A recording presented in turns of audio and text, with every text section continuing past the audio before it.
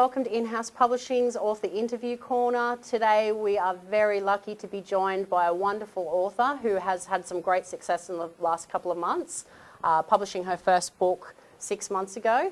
Her name is Taylor Tara, and we welcome you this morning. How are you going? Good, thank you, Christy. Nice to be back. Yeah, absolutely. Taylor's been extraordinarily busy in the last 6 to 8 months, haven't you? Yes, it's been pretty full on. Today we're going to be talking about Taylor's book, which is Tara, Mature Aussie Lady.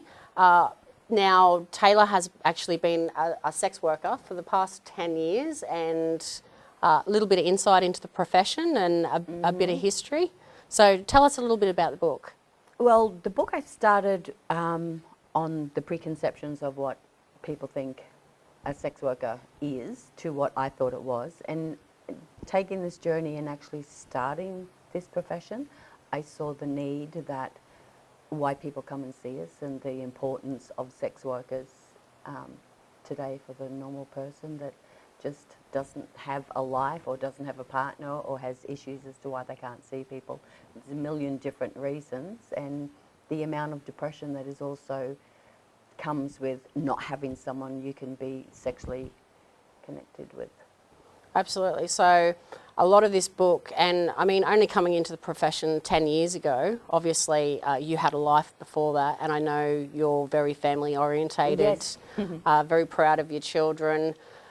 Give us a little bit of insight as to where you were as a person before coming into this. So you say you kind of stumbled upon this line of work. I fell into it. It was my conceptions of prostitution, sex workers, all that sort of thing, all came in the same box as the majority of people out there. Maybe it's not the majority now because a lot are turning, but the thought of, you know, that they're all drug addicts and they do this and they do that and they're dirty and it's all unsafe sex and they spread disease. It wasn't until I actually started, which I fell into with a string of relationships, not like lots of them, but all of them didn't work out, and it's like, no, and I did it as this is what I'm going to do.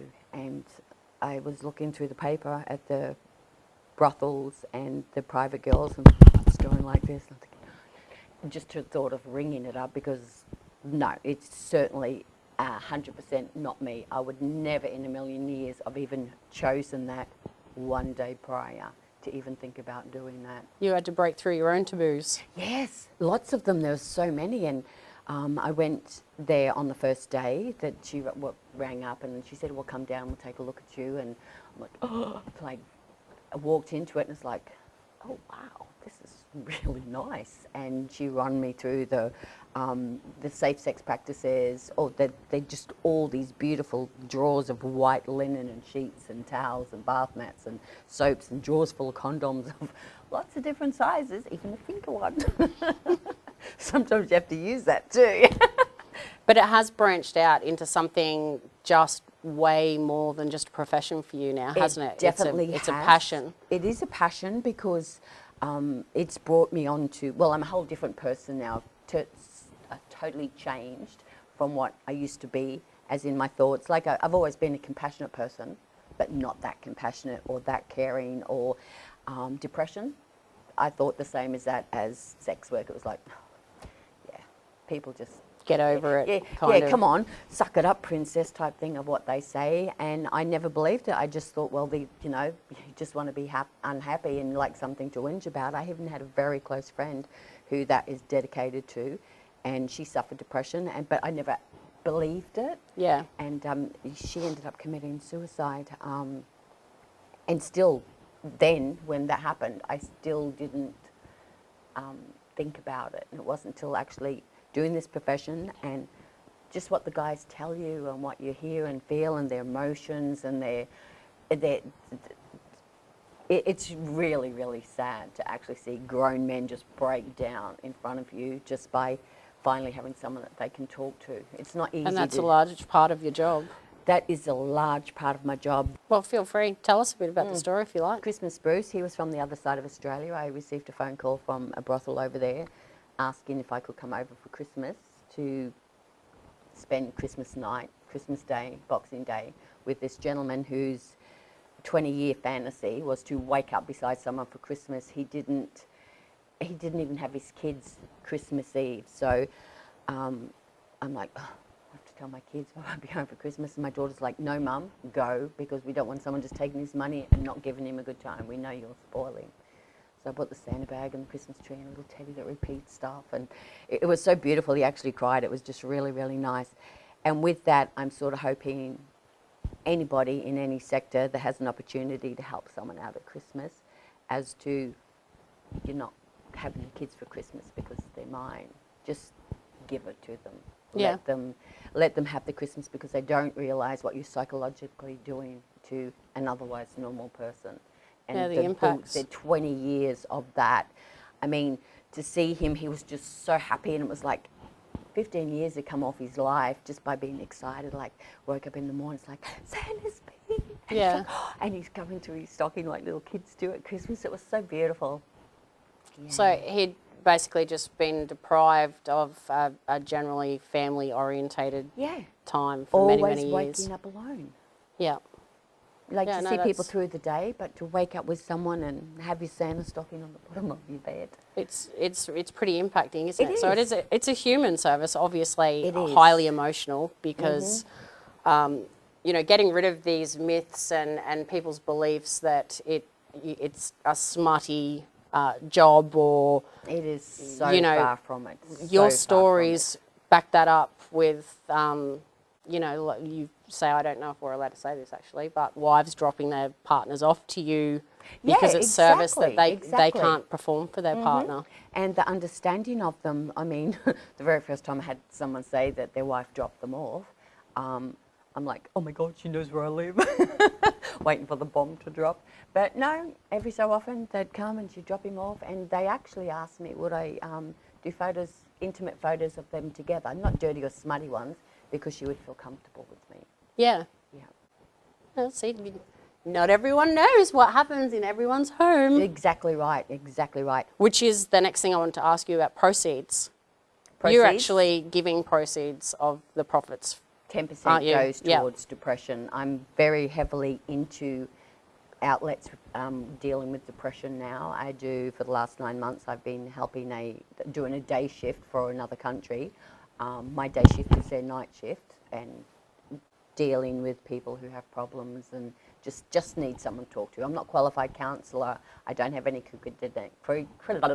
credentials, but just the experience of somewhere in my life at one point or another, I have seen all that. I've never had depression. Yeah. That's why I've never really believed in it. And every day I think, I would hate to just get this. Some people just get it. Yeah. So and I find it's very, very hard with your family if someone has depression, because family's different. We're like, you know, we make excuses, or they're just to endure. They've always been like that.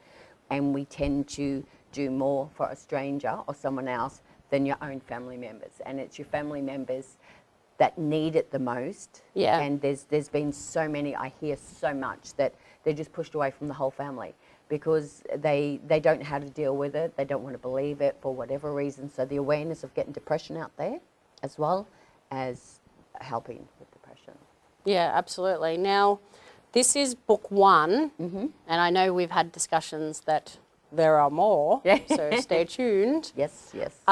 What's the direction of the series? Like, what do you want to see happen? I think this one is an introduction into the world of sex workers, so people can understand us, our clients, the needs, and it's on one that a lot of people can feel a lot of what's in that book. The second one will go a little bit more of different stories with a bigger variation, just for general stuff, and always exciting and fun.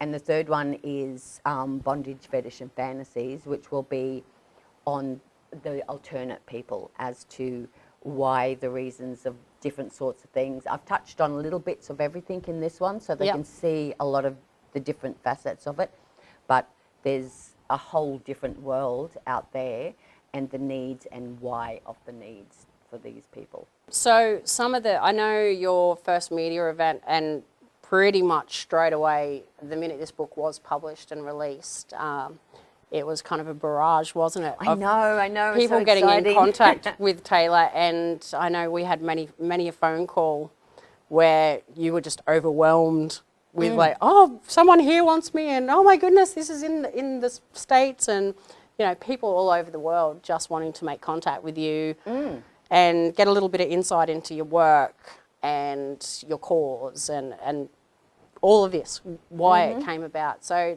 tell us some of, I guess, media interviews, paper interviews. What have been some of the ones that are big highlights for you? The big highlight would be the podcast from over in England.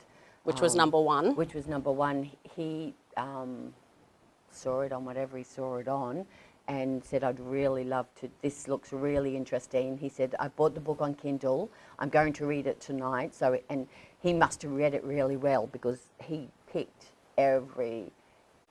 so much of what he wanted in it. And he, the talk show he is, and it was on men's health, sexual reasons for different things. And he was just like fascinated with the majority of stories were in there as how things came about and how guys feel. And it was supposed to be 35 minutes to 55, and he said, oh, I had to put the whole hour and a half in. I didn't want to cut any of it. And it was really good. I waited up. It was an ungodly hour at our place. But yeah, that was a really, really good one. And Farq Reviews also did one. That was her first live sort of interview type thing. And she's like, she's got a potty mouth, but she sells a lot of cups. But she loved interviewing me because she could ask anything and I will answer anything. Yeah, absolutely.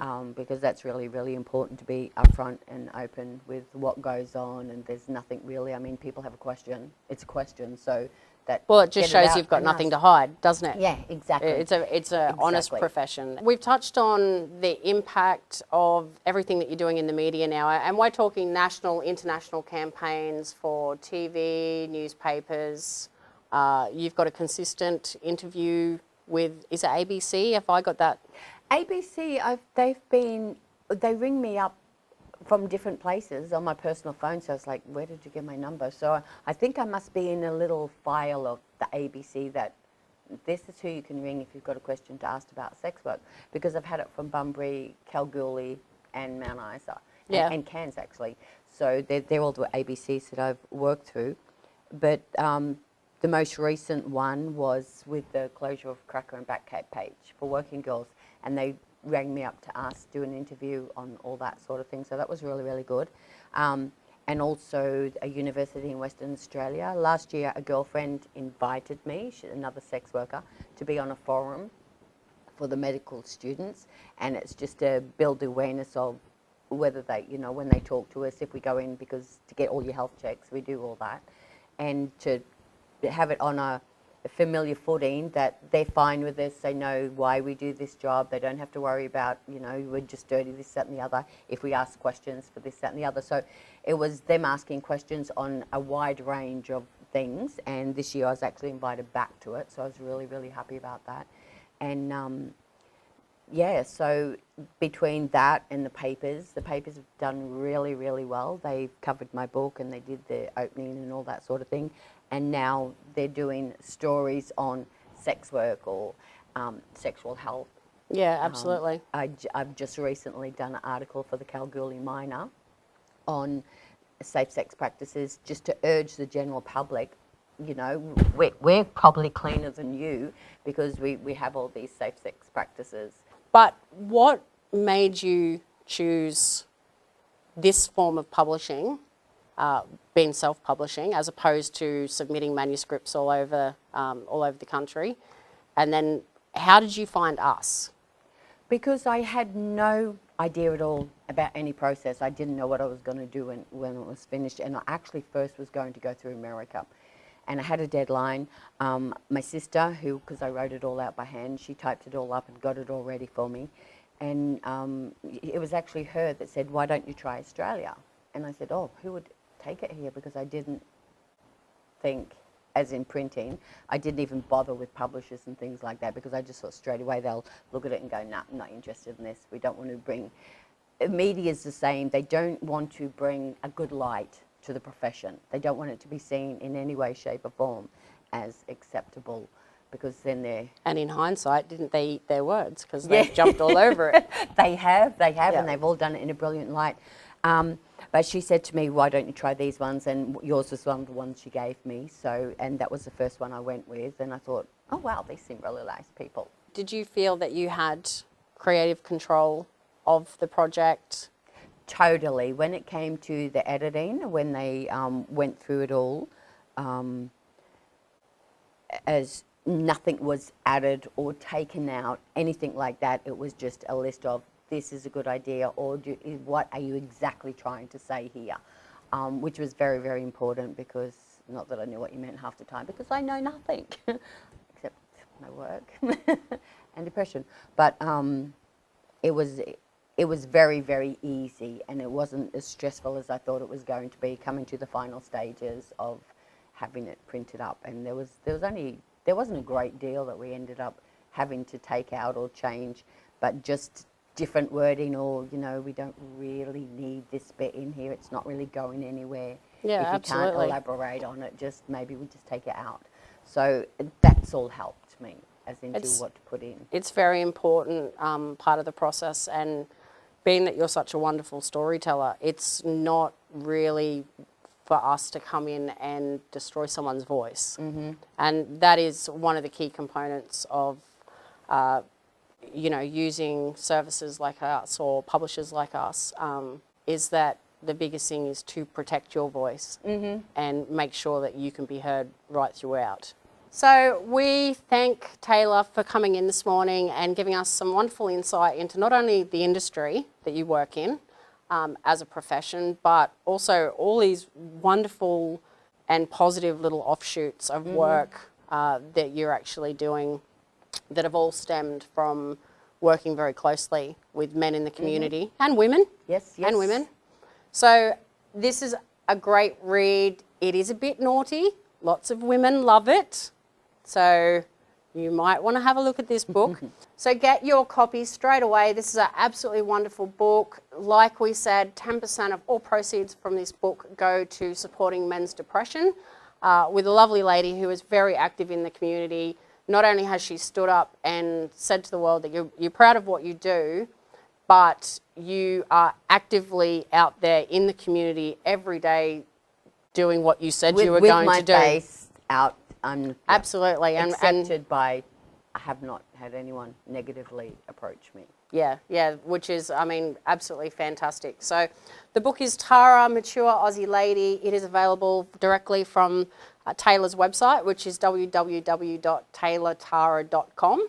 Taylor is actually very, very, very active within the community. So keep an eye on her website for book signings, events, you know, where you're going to be consulting. So thank you for coming in today. I know you have travelled. Yes, I have travelled. We'll be more than happy to support you on that second book, and wish you absolute success as you're already having. Thank you. Let it continue. Yes, thank you so much for having me. You are welcome. We'll see you next time.